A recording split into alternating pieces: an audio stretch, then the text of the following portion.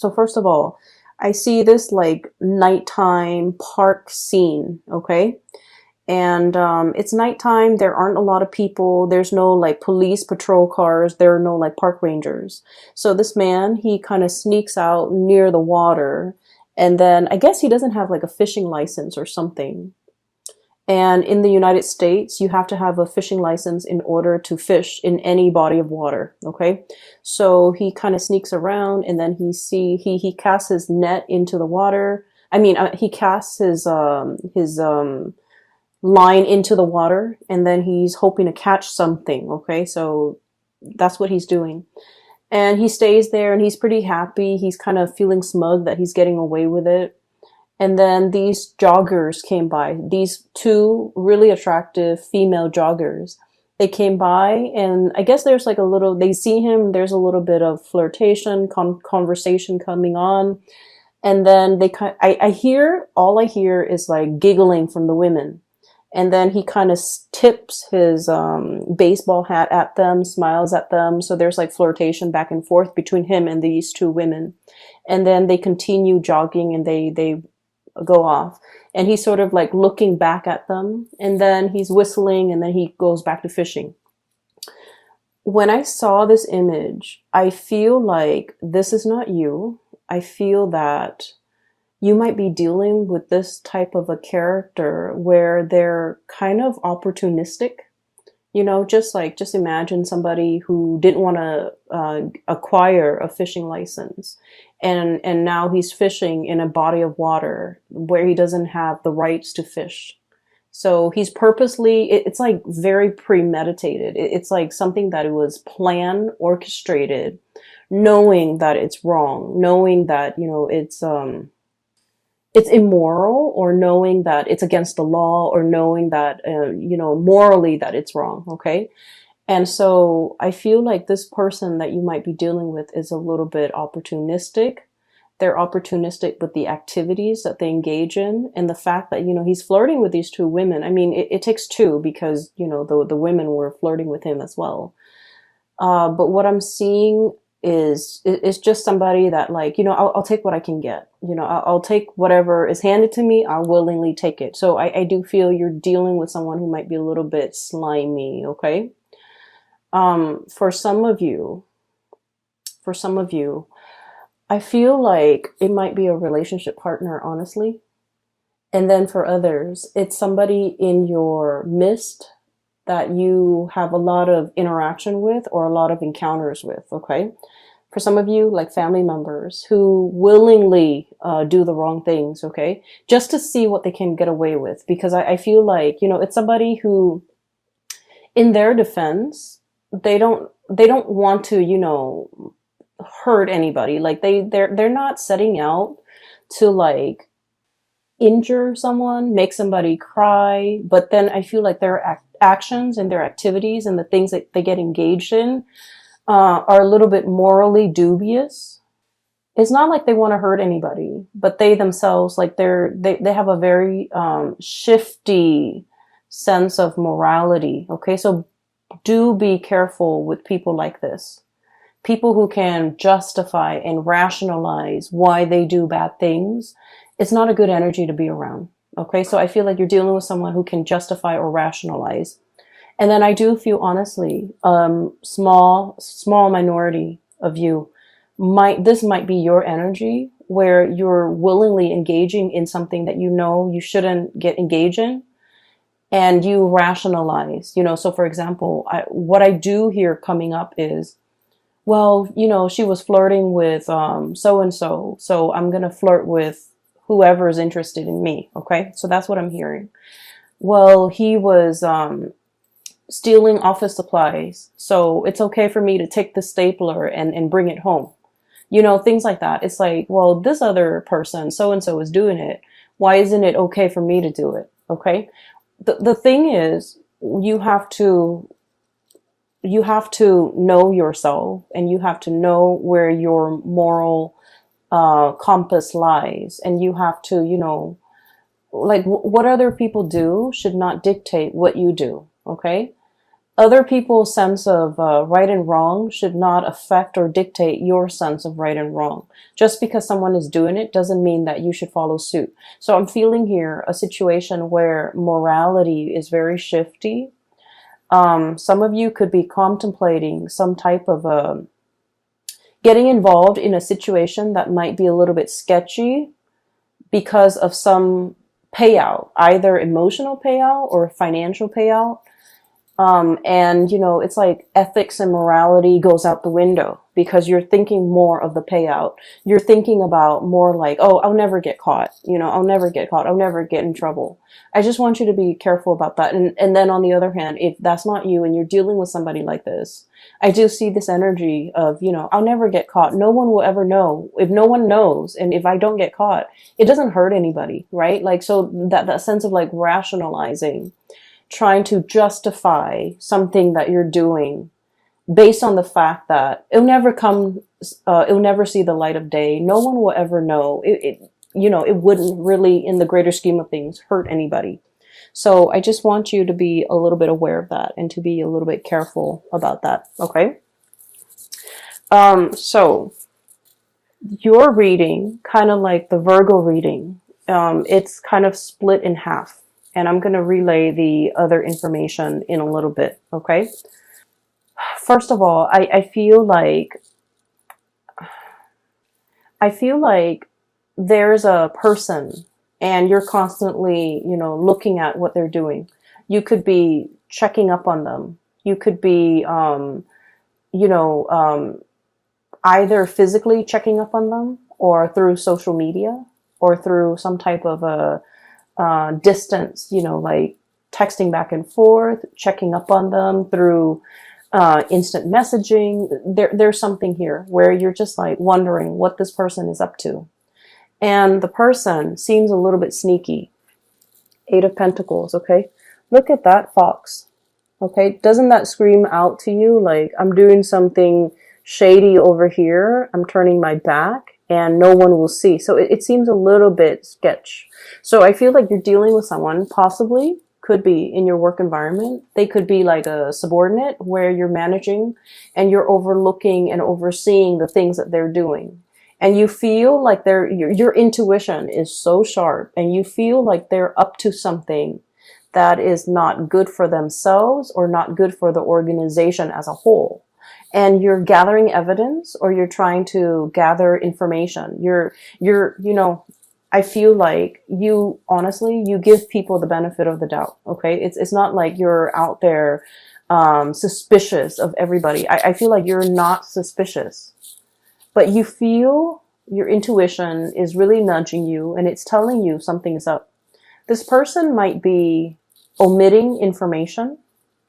When I said omitting information, I feel like, for example, you ask them like, hey, what did you do today? They might, for example, cut class or cut school or not gone to work. And they would tell you, oh, I was at school or I was at work. Okay. Or they might like omit information. So for example, if they went somewhere where they're not supposed to, they would like say like, oh yeah, I was at school, which they were, and then, omit the things that they don't want you to know. So it's somebody who's purposely lying, evasive, or like they're lying by omission, which, people say it's a lesser offense, lying by omission, not giving the whole truth. But the reality is there's something evasive and slippery and slimy about this person. We have the moon here, and the moon is notorious for confusion, okay? Somebody who's purposely like either hiding the truth, lying by omission, or giving you so much information where you get confused.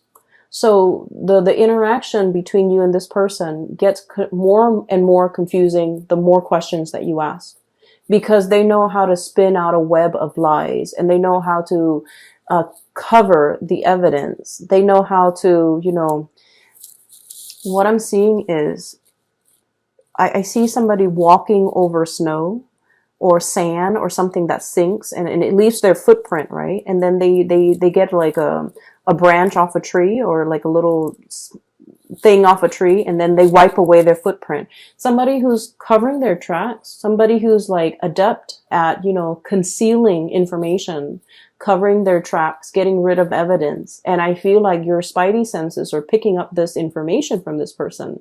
You want to give them the benefit of the doubt, but your intuition is pretty much screaming out, they're up to something, they're doing something.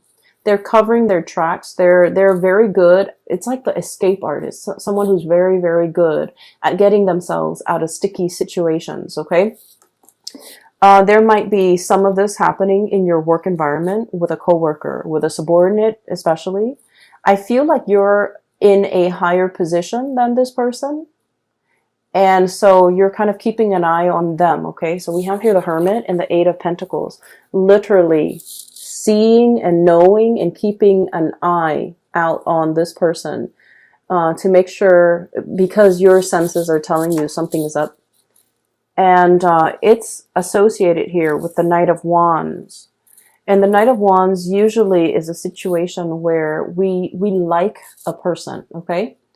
They're someone who's very popular, someone who's very well liked, someone who's quite attractive and just charming, and it's like the guy in the office that knows everybody's names, that can chat up anybody, that seems very likable. So I feel like you don't have any, bad track record with this person. They haven't done anything in your eyes to warrant suspicion or hatred or, and so you want to give this person the benefit of the doubt. I also feel like you might be quite attracted to this person. You might like them quite a bit. You might have feelings for them. You might, carry a torch for them. You might just like them.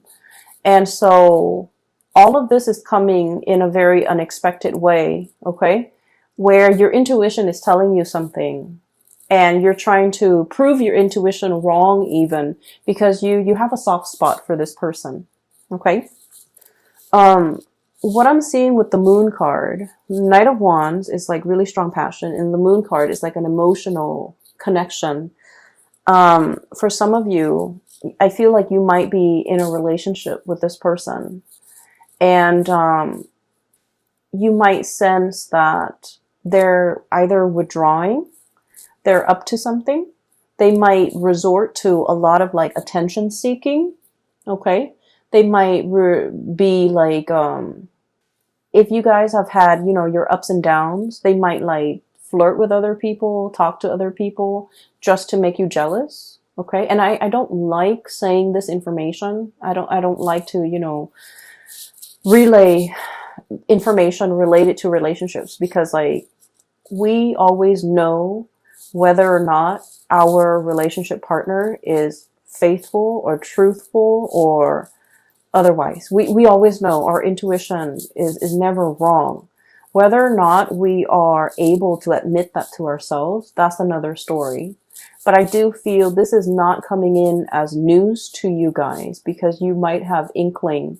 You might have already had encounters with this person that leads you to believe they are a certain way. So this is not like news. This is not a big revelation. There's no tower here to indicate to me that, oh, I had no idea. Okay, so I feel like I'm giving you information that you already know, that your hunches are already correct about. So I feel like there's somebody who might not be getting enough attention and they're doing a lot of attention seeking. And I also feel as well, if you're in a relationship, especially if there has been problems, trust issues, estrangement, like if you haven't been talking, I feel like this person is like swirling away their assets, okay, covering their ass, doing something they're not supposed to, and they're covering their ass so that they don't get found out. But I do feel like in a way somebody is swirling away their money, swirling away their assets. If you are This, if you have any type of Sagittarius in you, like a strong placement in Sagittarius, even a Sagittarius sun, moon, or rising, you might also want to watch that video because I did mention swirling away assets. Okay, so there's a situation here where things are very confusing. You want to give somebody the benefit of the doubt, but at the third hour, I feel like you can't ignore the signs anymore. That's what it feels like to me. Okay, so we're moving on here. Um, so that's what I'm sensing. What we have here is the Five of Swords. And the Five of Swords, this is a really troublesome card because it usually indicates like a very cutthroat person. A situation where it's like we're not interested in the truth. We're trying to prove ourselves right. It's a situation where winner takes all. Okay, it's like leaving your opponent destroyed, not giving them any leg to stand on, like wanting to decimate the opponent. It's a situation where, you know, no good can come out of it. So there's a lot of bickering. There's a lot of clucking. There's a lot of like mindless back and forth. And at the end of the day, it doesn't really absolve anyone. It doesn't really resolve conflict. It doesn't really lead to anything. Okay. These are, what are they? They're roosters. And roosters have those the sharp spurs on them. So if they ever get into like a fight, they tear each other to shreds. Like there would be blood drawn, right? And so that's what I feel like. It's like wanting to draw blood, wanting to argue just to be right, just to be proven right, just to, you know, put down the other person. So I feel like there might have been a situation here where there's a lot of conflict, where there's lack of resolution, where the two of you might be estranged or might not want to communicate with each other, because every time you communicate, it leads to conflict. Like there's just like a lot of the times, couples or people can be very civil with one another. We can agree to disagree. We don't like each other, but we can remain, you know, civil. But I feel like in this situation, that's out the door. That's no longer an option. Because there's a lot of distrust. There's a lot of like not liking one another. And there's just a lot of like spying and, you know, trying to get to the bottom of things, knowing the other person's up to something and trying to call them out on it, trying to get evidence, trying to catch them in the act. So I do feel this energy here. That's not healthy, okay? I would say whatever it is that you're looking for, it is going to come out to the surface. Whatever your hunches have been, you know, telling you, whatever your intuition has been warning you about, I feel like there's going to be some truth, some information, some clarity coming to the surface where you look at the information that's given to you and you're just like, I knew it all along. So once again, this is not something new. This is just confirmation. And it's coming out here, King of Swords, communication, news, information, okay? And the sword energy deals with information. It deals with revelation. And with this big sword, it's like cutting through the confusion, getting straight at the facts. For some of you, there might have been an air sign, Aquarius, Gemini, and Libra, that you might have been in a lot of conflict with. I feel like a part of you really wants to salvage this relationship. A lot of you want to arrive at a truce with this person. A lot of you just want to, you know, smooth things out. Okay, you guys are not like conflict and ego-driven people. You guys are like the lovers of the zodiac, of all the 12 signs. You guys are like the lovers, the peacemaker, the caretaker, the nurturer. And so you don't want to be in a situation where you have to have your guard up, where you're constantly hypervigilant, where you're constantly, you know, operating on adrenaline. You don't like to be in that state. You like peace and harmony with your relationships. And I feel like time and time again, this person, I feel like they're a little bit more conflict driven. I feel like there's somebody here who takes things out of context. It's like, why are you twisting my words? Why are you, taking the things that I say out of context?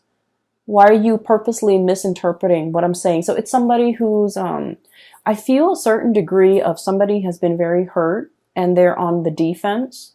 And so whenever the two of you communicate, things can be taken out of context. Things can be misinterpreted purposely and distorted because both parties feel very hurt.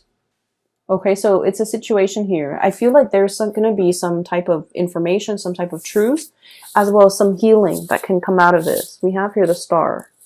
Okay, so I don't feel like it's a situation where it can't be fixed, but in this situation, somebody needs to kind of like step up, be the bigger person, and apologize.